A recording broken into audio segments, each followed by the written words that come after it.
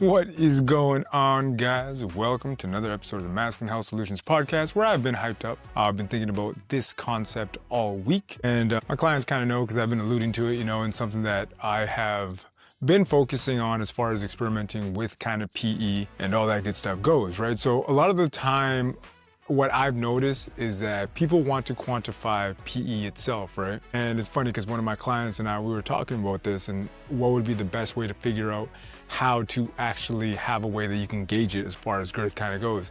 And again, if you want to get in shape, you want to get jacked, you want all these good things when it comes to the physical, the physique, right? You want your abs, you want to look more alpha, all that good stuff. Be sure to get at me. We will get you in shape. And if you want to follow how I go into getting into shape and what I do, the steps, all that good stuff, the macro breakdown, be sure to follow the Instagram page. The link is in the description. And if you want the coaching for yourself, be sure to book a call. We will discuss this. And if you got questions, concerns, anything you want to learn about PE as well, be sure to DM me. I don't always respond to all the questions, and that's kind of why I try to make the podcast based off of it, so I can address it, because a lot of people will be asking me, or a lot of people will have the same questions. So that being said, that's out of the way. Yes, Danny, that being said, which I know I say a lot, but with all that out of the way, what I was discussing with this dude was all about how do we go about quantifying PE itself, right? Because one thing that irks me, and I have an episode, I didn't even release it because it was just me venting. I was just pissed off about people talking about PE is a scam, or it doesn't work, or you need to be doing X, Y, Z, or you need to invest too much of this, that, and the other. So I want to get one thing straight, one thing on the record, one thing you could take to the bank and run with. And the first thing that we have to address is, what are you investing into PE? Right? There are three critical things that you have to invest if you want to be successful. It's literally that simple. Number one, time. Everybody has time. When people tell me they don't have enough time, it's more that there are other things that are in the way. For myself, I've had to basically had to do things to make sure that I've incorporated PE into my life, but I've had to carve out time, and it's not easy for me, right?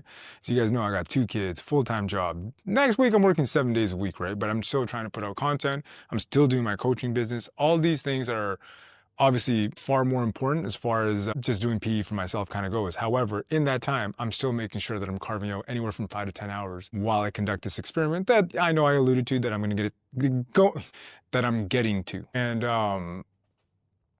And the thing is, you have time. You just have to find a way to carve it and incorporate it into your life and make it a lifestyle thing that you're actually going to do, right? The second thing is energy, right? Unless you're on your deathbed, you should have the sufficient amount of energy to dedicate to PE, right? And if you decided you want to go on this journey, you actually want to go through with it, you want to make gains, you want to see positive changes, then you gotta put the energy in, man, because you're not going to get anything out of it, right? So these are the two things that anybody can afford to do. The third one is money, right? And I get it. Some of you guys are poor. I'm sorry, you live below the poverty line, but you want to increase the size of your D. And honestly, it will get to a point where eventually you're going to have to invest money into buying the correct equipment. I don't care if you buy it off of the affiliate links that I got below. I don't care if you get it off Amazon, AliExpress, it doesn't matter. But you have to invest some of your capital. You're going to have to allocate it into the equipment that you're going to need that's going to lead to your success. And the reason why I say that, I'm like, somebody was discussing this on one of the forums that I was reading as well. It's like, oh, could I just do manuals instead of the extended work? You could, but you'll probably give yourself carpal tunnel syndrome. And I don't think anybody wants to stand there just like all day, stretching in different directions. Yeah, I don't think anybody wants to do that. You could always incorporate the manuals as a warm-up. Like I said before, people bring up jelqing all the time. I'm like, well, I still jelq. I don't think that it's been negative. It hasn't done anything negative for me. It was what led to my initial gains at the onset of my PE journey. So I still do it now, and I just do a very light massage, and it's 100% manual exercise, effective, sure. But do you think I want to jelq for 30 minutes, or do you think I would just rather pump to make some girth gains? I'd much rather pump, right? And that's the thing, is that if you pump, you can just chill there. It's something that you can do passively, and it'll lead to growth eventually.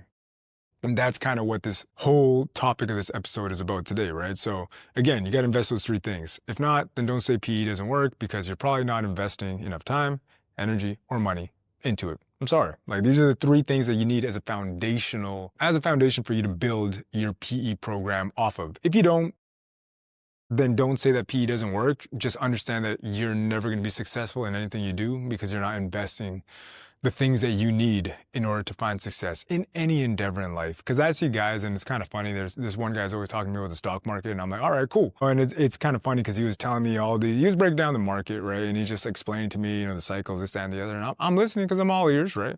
And again, this guy's all cocky about it. And at the end, I'm like, oh yeah, and the truth of the matter is that I'd bought like 10 shares, I think it was like last month, or I think it was when Trump and Elon were beefing that I was talking to this guy, right? And this guy who knows it all, he's talking about, oh yeah, the charts, this, that, and the other, he knows everything about everything. And then I just asked him, I'm like, oh, how much did you invest, right? Turns out, buddy, didn't invest anything, right? And that to me is just like, why invest all that time and energy if you're not going to invest your capital? You're not going to make any gains. So again, this is one of those things in life that I think is very important. Make sure you have these three things invested if you want to be successful. Now, getting to what I really want to discuss today. When it comes to becoming 100% successful in PE, people talk about the length of time that they've dedicated, right? That's kind of why I want to discuss the whole timing aspect. And they'll say something like 6 months, a year. What does that mean though, right? What does that truly mean? Because I see a lot of people say that, and I'm just pulling on my phone so I can show you guys what I truly mean and what I've been discussing with my clients as well. But what does that truly mean? People will say to me something like, oh, I spent 6 months, I spent a year. Okay, but how much time did you actually spend during the workout? And the reason why I bring that up, right? People talk about the Pareto principle, which is basically divide everything 80-20, also known as 80-20 rule, right? And they'll discuss this, and I will look at how they're working out, how they're training, what it is that they're doing, right? And when I reevaluate, okay, this is why you're not making any gains at the gym. You're spending all your time on the phone, sitting down, doing a whole lot of nothing. In that time, you're better off just getting your steps and walk around in circles or something, right? And when it comes to PE, and I look at the time that they actually spend doing the work, which is why I prefer the passive modalities that are actually going to lead to success, people kind of get hung up and they're like, well, I've been doing it for 6 months. And then I look at the actual time that they spent with the time under tension inside of the extender, inside of the cylinder, hanging, right? And I'll be like, well, you know what? You only really spent like 10, 15, 20 minutes of that time that you did your workout, really working out. The other 20 minutes you spent edging. Probably not going to be the most successful approach. You got to do that deep work, right? So bringing it back home and to like what I'm trying out right now, what I have here is my PE log. Now, I'm basing this strictly off of hours that I have spent inside of the cylinder or the hours that I spent hanging or in my Epic extender. Be sure to click the link in the description below. You could definitely get yourself a wicked, I don't know if it's got a discount, but I get paid off of it. So it is the affiliate link if you want to support the channel. But going back to what I'm discussing here. So when it comes to the girth work and the length work hours, the way that I kind of have it here, when I talk about my girth work hours, that's the time that I actually spent, like the time under tension, so to speak. So that's the time that I actually spent inside of the cylinder. The length work is the time that I actually spent hanging or extending. Currently, my girth work is currently 32.5 hours. Length work is currently 10 hours. My erect girth as of September 23rd, 2025, which is the last time that I checked it. Under the glands is 5 10/16 of an inch. Mid shaft is 5 inches and 6/16 of an inch. And then I did check the base, but I honestly don't really care too much about it, even though it's the thickest part, but it doesn't really count. In my opinion, it's upwards, I thought somewhere around 6, I think. But like I said, I don't really care about like the base of my cock because it's not really, that's like the last place. I want to make sure I focus more on the mid shaft erect girth, right? So my next measurement will be at 50 hours. I think I took this one around the 25-hour mark, if I'm not mistaken, or maybe less. I can't remember. But what I have here, after that is the way that I'm going to go about it to quantify it, to just kind of have an active tracker for myself, and one that maybe you guys can get some information from, is every 50 hours, I will do a measurement, right? So my next measurement will be at the 50-hour mark. After that, 100, 150, 200. And we're basically going to keep this going up until, 500 hours. And see if I'm still making gains at the 500-hour mark, or if I'm making no gains at the 500-hour mark, that's kind of where I'm going to reevaluate my plan and kind of go from there and make the adjustments necessary, right? But the most important thing that I want you guys to basically take from this podcast, it's very different to spend 6 months saying that you're doing something and maybe doing very little, like a quarter or maybe even 10% of the actual work that you're doing, versus actually spending the time inside and quantifying with the work that you're actually doing when you're actually doing the bloody thing, right? It's very, very different in that sense. And that's kind of what I want to bring home with you guys, right? So like the clients that I'm working with, like he's showing me the time that he's spending inside of the cylinder. Like this is the time inside of the cylinder. This isn't the time that he spends like warming up, doing all that other stuff, which is awesome and you should do, and you should dedicate time to it. Like, to be completely honest, if you're going to do an hour PE workout, it's probably going to take you anywhere from 80 to 90 minutes with the, giving yourself breaks in between, making sure that, you got circulation, all that good stuff going, making sure you give yourself a good bundle stretch, some type of tunica release, manual exercise prior to. Again, these are things that you can quantify, but they're going to be different than the time that you actually spend under tension inside doing the actual deep work, right? So the biggest thing that I want people to take away from this, it's very different to do 6 months of a PE workout and not see any results and then blame it on PE and say that it sucks versus actually spending, let's say, a total of 150 hours, 50 hours, 250 hours, whatever the case may be for you and any which way that you're tracking it, right? So the whole purpose of me designing a log in this sense is that this is the time that I spent doing the deep work. That I can quantify, not the time that you say, like when somebody pulls a random amount, like, oh, 100 hours, 150 hours. That means nothing. That means absolutely nothing. What's actually something that you could take to the bank is, okay, I spent 200 hours pumping inside of the cylinder. That's quantifiable. That's like, okay, shit, like how much you gained then, right? And the other thing that I have as far as rules for myself, when I come out of that cylinder, I want to be semi-erect and I want to be erect when I come in, right? Like I gotta make sure I maintain that erection to the best of my ability. And I want to make sure that, inside of the cylinder, I'm erect, I'm hard, I'm all that good stuff, right? And when I come out, I'm vascular.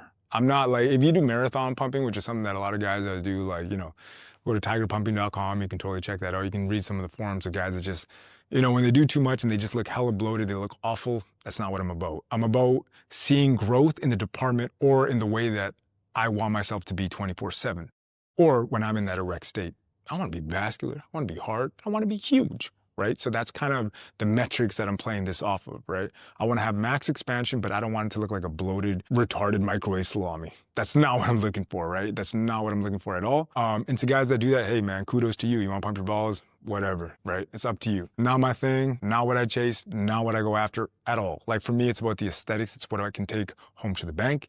And ultimately, like I mentioned before, the most important measurement when it comes to PE for me is the erect size, right? Bone pressed erect length, actually not bone pressed erect length, and the erect girth, right? Those are the two most important metrics. Like I don't flaccid hang, like, yeah, it's cool too. And I got clients that talk to me about how, they feel awesome in the locker room. And that is an awesome feeling, but that's not my main target anymore. Just kind of, I guess I surpassed that stage. Like for me now, the most important thing is that erect size, right? And it's funny because I got asked the question of, when would I stop? Like, what would be, when would I call it quits? I'm like, I don't know, man. I don't know. But for me, when it comes to erect length, like, it's important to me, and I train both. I think Hank has talked about that at length as well, like why it's important to train both. But for me, I think I want to just max out my girth, and see what's the max that I can take it. And I train length simultaneously just to make sure it can assist in the girth gains. But I don't know. For me, it's kind of like when it comes to the dimensions that I would go after, I would say, hey man, 10 inches bone pressed erect length, just so I can say that I made to the double digits, and then whatever I'm left with, not bone pressed erect length, I don't know. Like I'd just be happy with that. Like even if it's 8.5 not bone pressed erect length, like yo, that's solid. Or 9 inches not bone pressed erect length. And I know it kind of depends on the fat pad and how fat I am at that time, but that would kind of be what I would lean towards. And as far as girth, I'm like, yo man, whatever my wife can take, I'm taking it there. That's kind of the way that I go about it. But like a minimum that I want to see is at least before I start to slow down, like with this project that I'm doing, at least 7 to 7.5 inches in girth, right? I've only seen that a couple times, and it's very rare that you see it on the forums. However, there is a forum if you do want to check out. It's called Girth Kings, I think it is, or Girth God. I can't remember. Anyways, like if you do want to check it out, you can definitely look it up on Reddit, or I'll also add the link here as well, and you can definitely check it out from there. Right, but ultimately those are my goals, and that's the way that I'm going about it. That's the way that I'm logging my journal, and that's the way that I would recommend you guys do it too. Because deep work is very different than saying like just, I spent 6 months, I spent 8 months. That doesn't mean anything. What did you actually do in those 8 months? Because there's some guys that'll spend one day, doing something that's going to change the trajectory of their lives forever, from just doing something one day, one time, and just kills it. There's other people who spend a lifetime doing a whole lot of nothing, driving around in circles. So I hope you can take that to the bank. I hope it can positively affect your PE workouts, and I hope that you can make gains. So remember, it's all about the deep work, man. So be sure that your logs are as accurate as possible and make sure that they focus on the deep work. Again, PE works, but you have to know how you're going about it, how it's going to positively affect you, right? So if you're doing something that you say is going to make changes and you're not seeing the results of it, I mean, look at those three things that I mentioned before: time, energy, money. Where can you invest a little bit more? And then how much time are you actually spending doing the deep work, right? I'll break down the workout in the next episode. And I hope you guys are digging some of the episodes that I put out. Again, when it comes to porn, I truly think it's garbage. I think it's filth. And this is coming from a guy that's been addicted for years, right? Which is why I try to avoid it as much as possible. I'm doing the inner work myself, but again, something that we talked about in the last episode with Jeremy Lipkowitz. If you are struggling with porn, you're struggling with addiction, like I said, for some guys that just spend all their time edging, be sure to look him up, man. He's got a wicked group, and he can definitely help you out if you are struggling with porn addiction. That being said, if you do want to get at me, lose weight, get in shape, put on muscle mass, and make those PE gains, you want some of that coaching, be sure to reach out. And if you got any questions, again, be sure to reach out to me. Again, I don't always answer overnight, but I'll do my best to answer as soon as I can. All right, so I'll see you guys in the next episode.